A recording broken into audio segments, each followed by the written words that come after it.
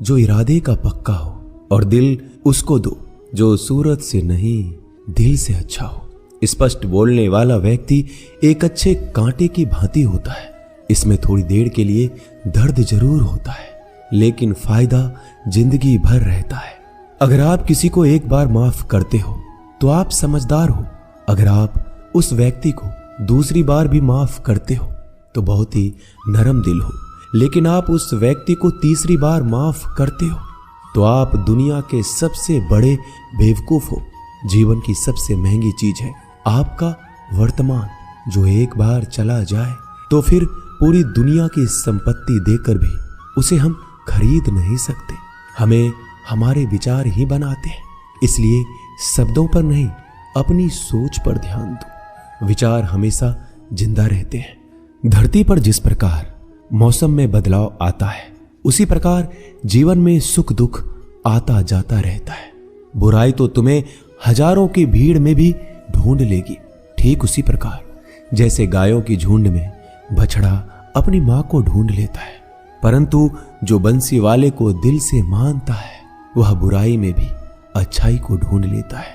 ज्यादा हंसने और बोलने वाला व्यक्ति अगर चुप हो जाए तो समझ लेना चाहिए कि वह भीतर से टूट चुका है। कभी भी स्वयं पर घमंड मत करना। पत्थर भी भारी होकर पानी में अपना वजूद खो देता है। अगर ईश्वर तुम्हें ज्यादा प्रतीक्षा करवा रहे हैं तो हो सकता है जितना तुमने मांगा है उससे वो कहीं ज्यादा देने वाले हैं। अरे गुजर जाएगा ये दौर भी, जरा सब्र तो कर। खुशियां ही नहीं रुकी तो गम की क्या औकात है। जब मन परेशान हो तब कुछ मत किया करो, बस आंखें बंद कर श्री कृष्ण का नाम लिया करो। बुद्धि से पैसा कमाया जा सकता है, परंतु पैसे से बुद्धि नहीं खरीदी जा सकती। सब अपना सा लगता है। सिर्फ बातों से औरों के लिए जीते थे तो किसी को शिकायत नहीं थी। थोड़ा सा अपने लिए क्या सोचा, जमाना दुश्मन बन गया। जिंदगी का तजुर्बा कि छोटा आदमी बड़े मौके पर काम आ सकता है और बड़ा आदमी छोटी सी बात पर औकात दिखा देता है। कोई भी आपके हाथ से तो छीन सकता है, लेकिन आपके भाग्य से नहीं। जिंदगी में आगे बढ़ना है तो सहारों पर नहीं, खुद पर यकीन करना सीखो। दरवाजे छोटे ही रहने दो अपने मकान के।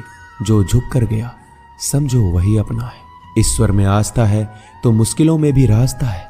जो ज्ञानी होता है उसे समझाया जा सकता है, जो अज्ञानी होता है उसे भी समझाया जा सकता है, परंतु जो अभिमानी होता है उसे कोई नहीं समझा सकता।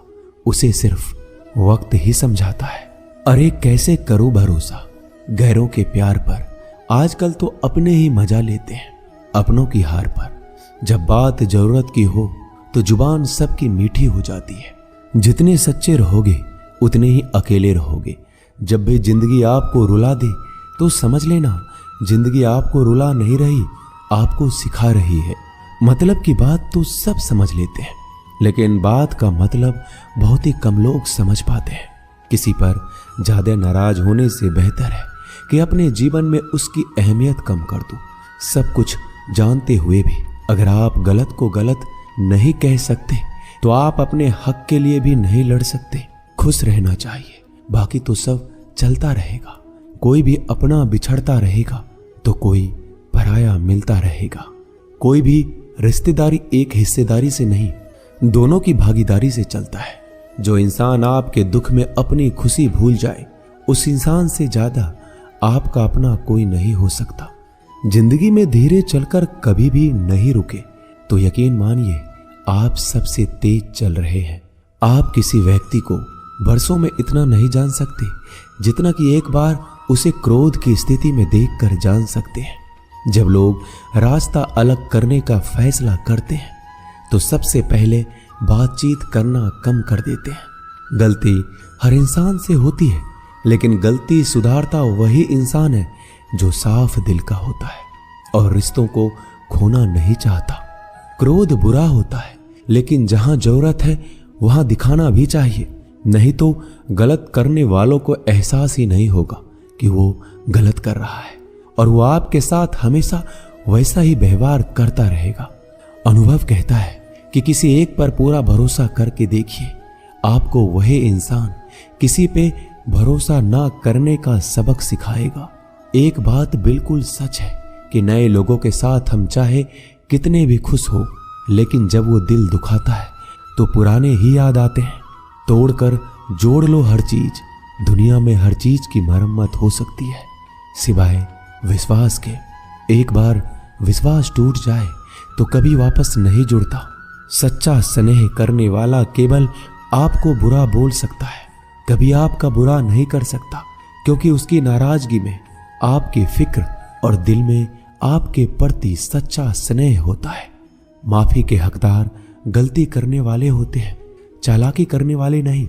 जीवन भर खुश रहना है तो खुद को ऐसा बना लो कि कोई आपके साथ हो या ना हो, आपको किसी चीज का दुख नहीं होना चाहिए। इंसान इसलिए अकेला हो जाता है क्योंकि अपनों को छोड़ने की सलाह गैरों से लेता है। जमीन अच्छी हो, खाद अच्छा हो, परंतु अगर पानी खारा हो तो फूल खिलते नहीं।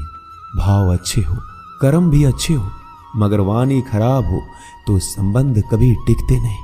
अपना ईमान और धर्म बेचकर कमाया गया धन अपने किसी काम का नहीं होता, अंत में उसका त्याग करें। आपके लिए यही उत्तम है। रात जितनी काली होती है, तारे उतने ही चमकीले होते हैं। दुख जितना गहरा होता है, ईश्वर उतना ही करीब होता है। कभी उसको नजरअंदाज ना करो जो तुम्हारी बहुत परवाह करता हो, वरना किसी दिन तुम्हें एहसास होगा कि पत्थर जमा करते हुए तुमने हीरा गवा दिया। जितना आप जिंदगी में व्यस्त रहोगे उतना ही देखना मस्त रहोगे। बात कड़वी है मगर सत्य है। जरूरत पड़ने पर लोग बिना रिश्ते के रिश्ते बना लेते हैं और जरूरत खत्म होने के बाद बने हुए रिश्तों से भी मुंह मोड़ लेते हैं। जिंदगी में मित्र और चित्र अगर दिल से बनाओगे तो उनके रंग जरूर निखर के आएंगे। जो समझ ना सके उसके साथ समझौता ना करो, इससे अच्छा अकेले रहो। कम से कम सुकून इस बात का रहेगा कि कोई है ही नहीं तो समझेगा कौन। आजकल लोग दिल से दी हुई इज्जत से खुश नहीं होते, दिखावे की चापलूसी करने वालों से गर्व महसूस करते हैं। विश्वास करें परंतु मां और ईश्वर के सिवा किसी पर नहीं। लुट जाने के बाद चाहे कसूर किसी का भी हो, रूठ जाने के बाद कसूर चाहे किसी का भी हो, बात वही शुरू करता है जो बेहद प्रेम करता है। भले ही जिंदगी में अकेले रह लेना, लेकिन जबरदस्ती किसी से रिश्ता निभाने की जिद मत करना। अगर आसमान वाले के साथ आपका रिश्ता अच्छा है तो जमीन वाले आपका कुछ नहीं बिगाड़ सकते। सांपों के दांत में, बिच्छू के डंक में और इंसान के मन में कितना जहर भरा है कोई नहीं बता सकता। इनसे हमेशा सावधान रहें। सत्य को सिद्ध करने के लिए किसी भी जिद करने की जरूरत नहीं, क्योंकि सत्य खुद सही समय पर स्वयं सिद्ध हो जाता है। जिंदगी में दो चीजों का कभी घमंड मत करना, पैसा और सूरत। गरीबी आते देर नहीं लगती और चेहरा किसी हादसे में बदलते जरा भी वक्त नहीं लगता। प्रेम से भरी हुई आंखें और श्रद्धा से झुका हुआ सर, सहयोग करते हुए हाथ, सन्मार्ग पर चलते हुए पैर और सत्य से जुड़ी हुई जीभ ईश्वर की पसंदीदा चीजें हैं। अगर आप सही हो तो गुस्सा होने की आपको जरूरत ही नहीं है, पर अगर आप गलत हो तो आपको गुस्सा होने का हक ही नहीं है।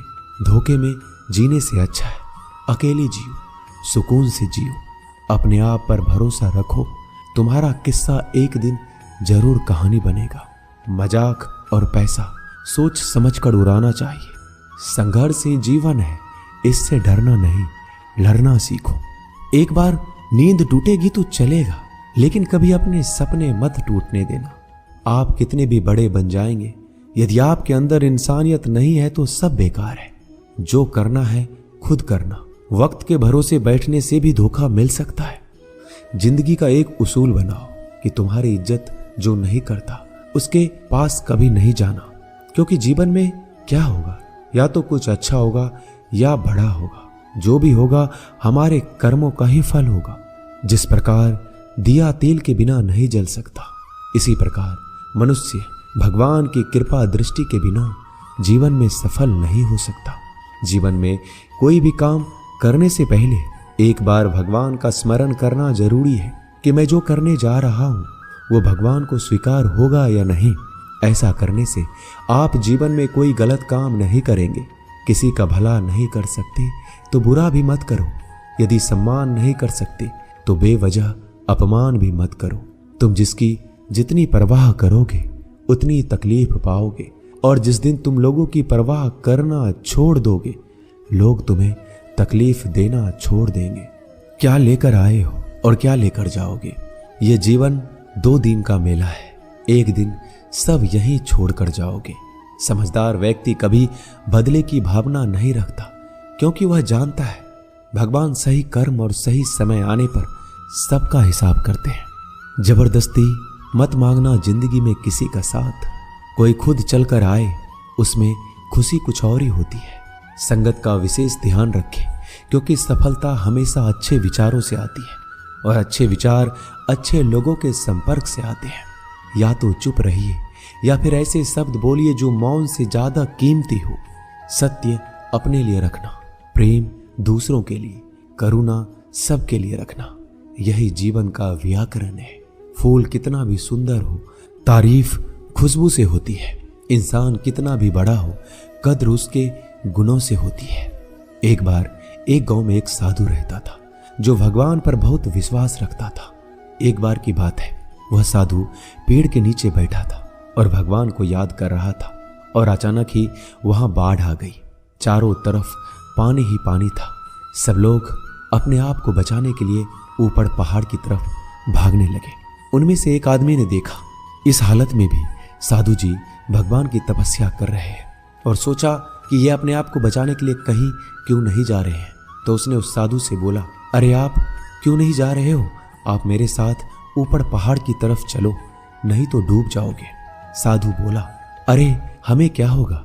मैं भगवान की इतनी तपस्या करता हूं कि मुझे कुछ नहीं हो सकता। भगवान खुद मुझे बचाने आएंगे। धीरे धीरे पानी साधु के कमर तक आ गया और अब लोग वहां से नाव लेकर निकलने लगे।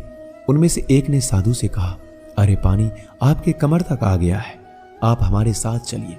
साधु ने कहा, नहीं नहीं, भगवान मुझे खुद बचाने आएंगे। और वो नाव वाला भी वहां से निकल गया। कुछ देर बाद पानी इतना बढ़ गया कि साधु के सर तक पहुंच गया।